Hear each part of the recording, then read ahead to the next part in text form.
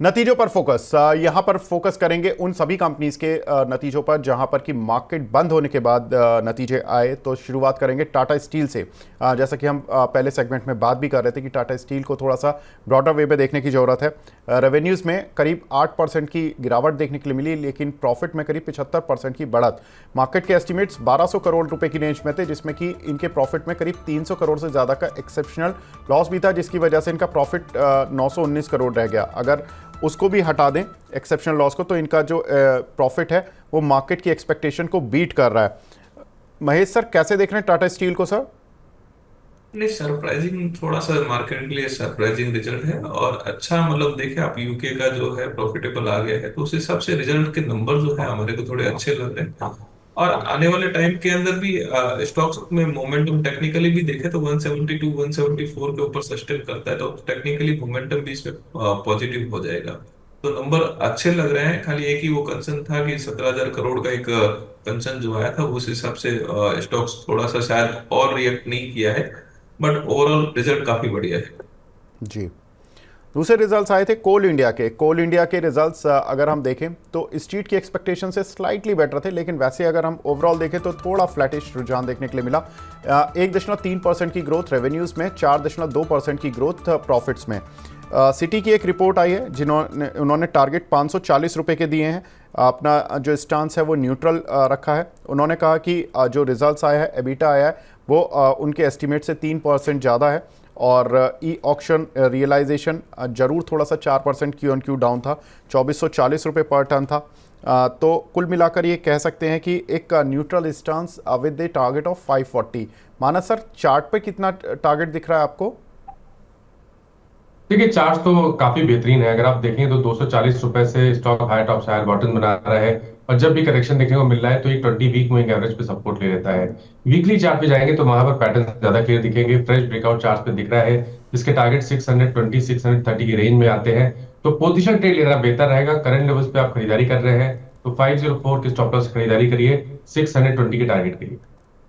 Ji. Next counter bank of Baroda. इस पर कल सवाल भी आ रहे थे काफ़ी, और नतीजे देखने के लिए मिले जहां पर कि growth Y O Y basis पर तो दिखी, लेकिन क्यू ऑन क्यू बेसिस पर उतनी ग्रोथ नहीं दिखी। अगर हम एनआई देखें तो करीब 5.5% और प्रॉफिट में करीब 9.5% की ग्रोथ देखने के लिए मिली। एनपीएस भी स्टेबल है, कोई ज़्यादा प्रॉब्लम नहीं है एनपीएस के फ्रंट पर। महेश सर, कैसे देख रहे हैं बैंक ऑफ बड़ौदा को? रिजल्ट इन लाइन ही है, मोटा मोटी कोई ज्यादा हेर फेर नहीं है रिजल्ट के अंदर। और वैल्यूएशन वाइज भी देखे, रेट्स के वाइज भी ऑलरेडी जो है काफी नीचे है।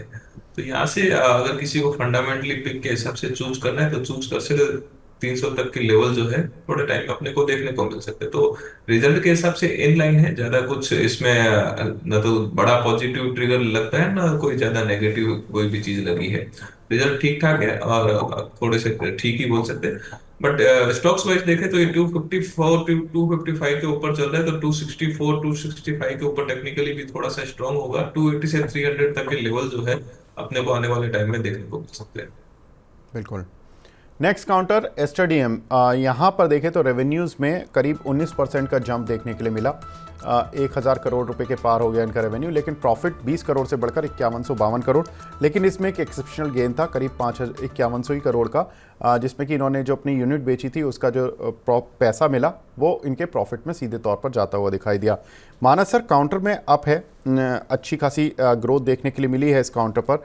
हमने पिछले कई सेशन में भी देखा जब ये खबर आई थी कि इन्होंने अपनी यूनिट बेची है, तो स्ट्रीट एक्सपेक्ट करता है कि एक स्पेशल डिविडेंड आएगा और शेयर चलेगा। अब कैसा लग रहा है सर?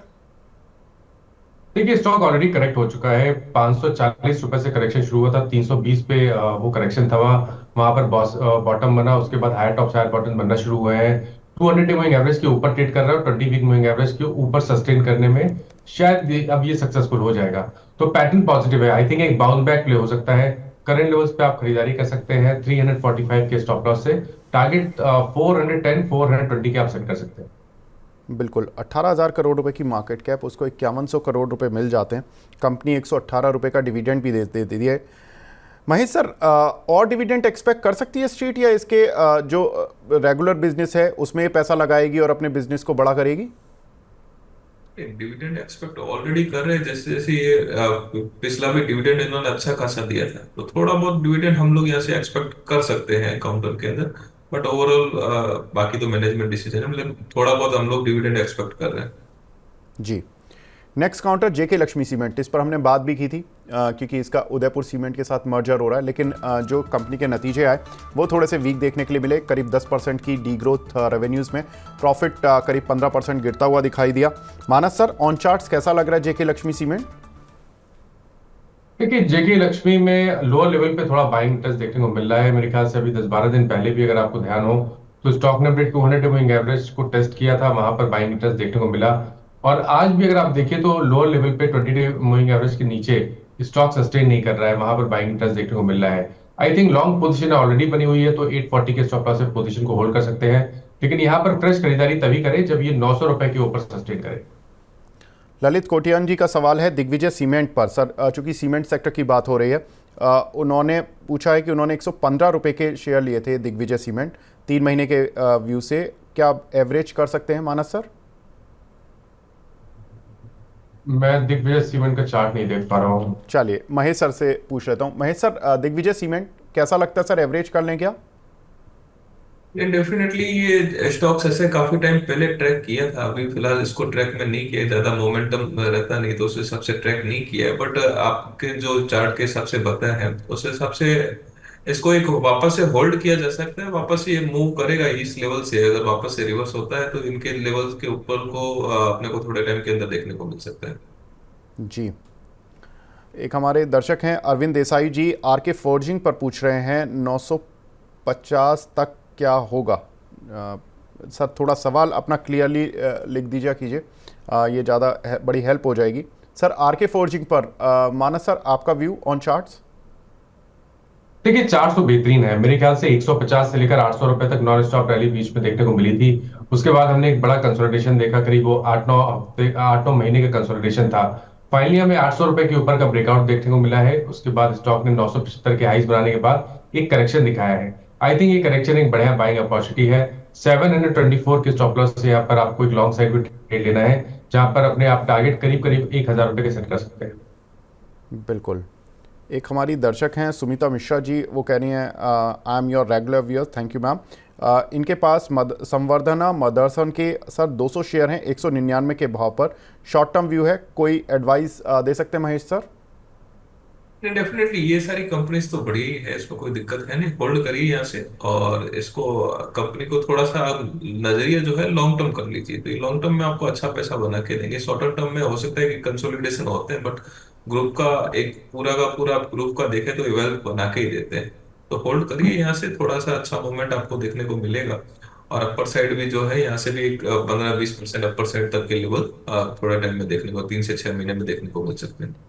मानस सर, इसमें कल एक बोर्ड मीटिंग भी है फंड रेजिंग को लेकर, ऑन चार्ट सर कुछ लगता है कि रिवाइव करेगा?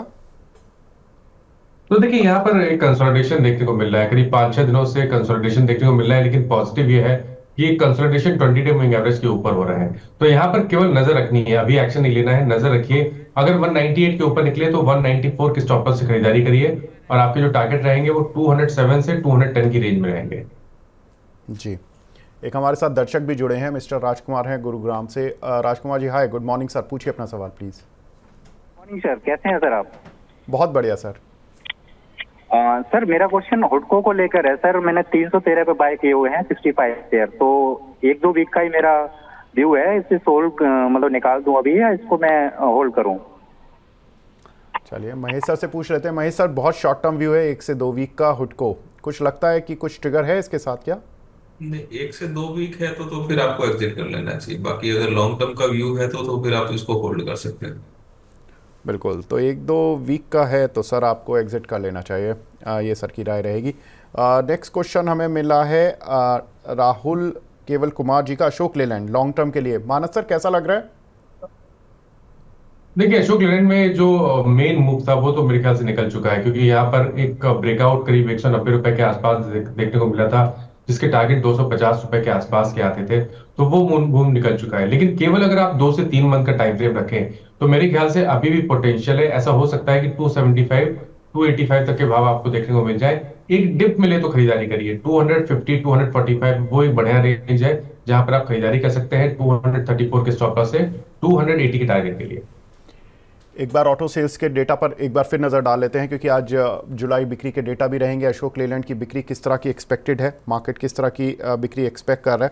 तो अशोक लेलैंड की बिक्री फ्लैटिश साइड पर ऑन द पॉजिटिव रहेगी, ऐसा मार्केट एक्सपेक्ट कर रहा है। करीब 2% की बढ़त देखने के लिए मिल सकती है YOY बेसिस पर, और मंथ ऑन मंथ बेसिस पर भी करीब 2.25% की ग्रोथ देखने के लिए मिल सकती है कंपनी की बिक्री में, जुलाई बिक्री में।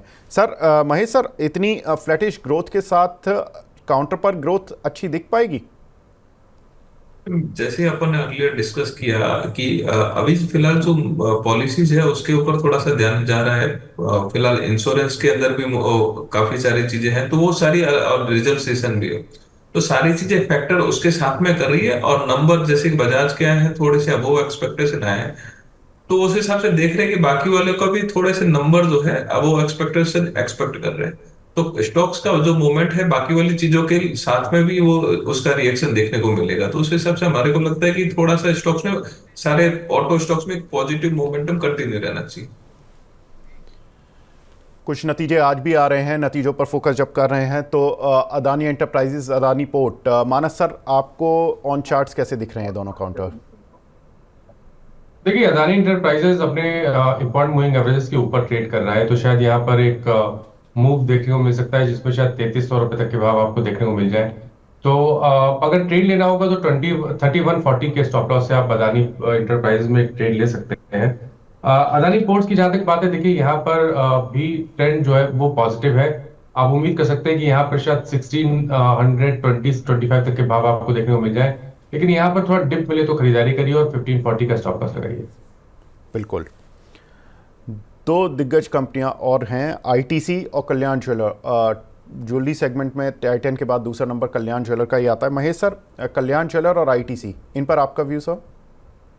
डेफिनेटली अभी फिलहाल ज्वेलरी स्टॉक्स के अंदर तो बजट के बाद में तो अच्छा मोमेंटम कंटिन्यू कर ही रहा है, और उस अनाउंसमेंट के बाद में सारी ज्वेलरी कंपनीज को जो है अच्छा बेनिफिट मिल रहा है, तो वहां पे उसे सबसे पॉजिटिव ध्यान है कल्याण ज्वेलर्स में भी। और आप आईटीसी की बात करें तो आईटीसी के अंदर भी जो डीमर्जर का होटल बिजनेस का चल रहा है, तो उसके हिसाब से भी पॉजिटिव बने हुए हैं। आईटीसी के अंदर यहाँ से भी पोजीशन बनाई जा सकती है। स्टॉक्स के अंदर 540 से 550 तक के लेवल जो है इमीडिएट देखने को मिल सकते हैं। स्टॉप लॉस एक 474 का लगा के आईटीसी में आप कंटिन्यू ट्रेड कर सकते हैं। बिल्कुल, तो ITC यहाँ पर सर को ठीक लग रहा है। दो काउंटर जो कि इन्वेस्टर में काफ़ी कुछ प्रचलित हैं, उन्होंने काफ़ी पोजीशन बनाई हुई हैं, RTN पावर और पारादीप फॉस्फेट। पहले मैं RTN पावर पर बात करूंगा। मानस सर, कैसा लग रहा है on chart sir? RTN power price ये रतन इंडिया पावर के नाम से आता है सर, 16-17 रुपए का शेयर है। 17 रुपए का ट्रेड कर रहा है। ओके, आई थिंक ये ट्रेड टू ट्रेड में है। अब देखिए, ध्यान ये रखना है कि आपको लेवल्स ध्यान रखने हैं। अगर 14 रुपीज के नीचे जाएगा तो आपको लॉन्ग पोजीशन से निकलना पड़ेगा। हालांकि वीकली चार्ट पे पिछले हफ्ते एक बुलिश एंगल्फिंग पैटर्न बना है, जिसको देख के लग रहा है कि शायद यहाँ पर 20 रुपए तक के भाव ऊपर की तरफ देखने को मिल सकते हैं, लेकिन थोड़ा सा रिस्की ट्रेड है, इसलिए एक स्टिक स्टॉप लॉस 14 रुपीज के स्टॉप लॉस से आप बने रह सकते हैं। 20-22 रुपए के आसपास एक बार फिर से रिव्यू करिए, क्योंकि अगर वहां पर रेजिस्टेंस फेस किया स्टॉक ने तो वहां पर प्रॉफिट बुकिंग फिर से आपको देखने को मिल सकती है। जी, पारादीप फॉस्फेट पर महेश सर आपकी राय? डेफिनेटली पहले तो डिस्क्लेमर देना चाहूंगा कि 75 के लेवल पे हमने शायद हमारे कंपनी के क्लाइंट को दिलाए थे, तो यहाँ से भी एक पॉजिटिव मोमेंटम कंटिन्यू लग रहा है इसके अंदर। और एक स्टॉप लॉस जो है 84 के स्टॉप लॉस के साथ में इसमें कंटिन्यू बने रह सकते हैं। 105 से 110 तक के लेवल जो है इसमें एक्सपेक्टेड है आने वाले टाइम के अंदर। स्टॉक्स के अंदर अभी भी मोमेंटम, पॉजिटिव मोमेंटम कंटिन्यू बना हुआ है, तो यहाँ से भी एक अगर है तो होल्ड करिए, और बाइंग करना है तो भी फिलहाल कर सकते हैं। स्टॉप लॉस 84 का लगा। बिल्कुल। एक और दिग्गज कंपनी फार्मा की, सन फार्मा, जिसके नतीजे आज आते हुए दिखाई देंगे। मानस सर, कैसे देख रहे हैं सन फार्मा को? देखिए, आज स्टॉक करेक्ट हो रहा है और शायद थोड़ा सा करेक्शन और देखने को मिले, ट्रेंड मूविंग एवरेज की तरफ स्टॉक आने की कोशिश करे 1670 की तरफ। लेकिन अभी ये भी ध्यान रखना है कि पिछले हफ्ते ही हमने यहाँ पर एक ब्रेकआउट देखा है चार्ट्स पे, स्टॉक ने 1640 का एक बहुत ही अहम आंकड़ा क्रॉस किया है। अब अगर हमें इस जो ब्रेकआउट देखने को मिला है, इसके टारगेट सेट करने होंगे तो वो 1850 के आसपास के होंगे। करेक्शन देखने को मिले तो खरीदारी करिए, 1600 रुपए के नीचे स्टॉप लॉस लगा के एक पोजीशन ट्रेड लीजिए, 1800 से लेकर 1850 के टारगेट सेट करिए, जो उम्मीद करिए कि शायद आने वाले 3 से 4 महीने में स्टॉक टेस्ट कर सकते हैं। टाटा मोटर्स ऑटो की दिग्गज कंपनी, यहाँ पर भी नतीजे आते हुए दिखाई देंगे। जो मार्केट एक्सपेक्ट कर रहा है, सेल्स में करीब 1% की ग्रोथ YOY बेसिस पर, 1.5% की ग्रोथ एबिटा पर और नेट प्रॉफिट पर करीब 8.5% की ग्रोथ। लेकिन ये YOY। अब Q-on-Q की भी हम बात कर लेते हैं। 14% की डी ग्रोथ करीब Q-on-Q रेवेन्यूज़ में, 19% की डी ग्रोथ एबिटा में और करीब 47% की डी ग्रोथ प्रॉफिट्स में देखने के लिए मिल सकती है। महेश सर, ऐसे नतीजे रहे अगर जो स्ट्रीट एक्सपेक्ट कर रहा है, कैसे रिएक्ट करेगा ये कल? ये देखिए, डेफिनेटली स्टॉक्स 940 950 के लेवल से काफी अच्छा रन कर चुका है। तो जहां पे अगर वो लेवल से रन किया है तो एक बार का प्रॉफिट उन लोगों को जिन्होंने नीचे लिया उनको तो बुक कर ही लेना चाहिए।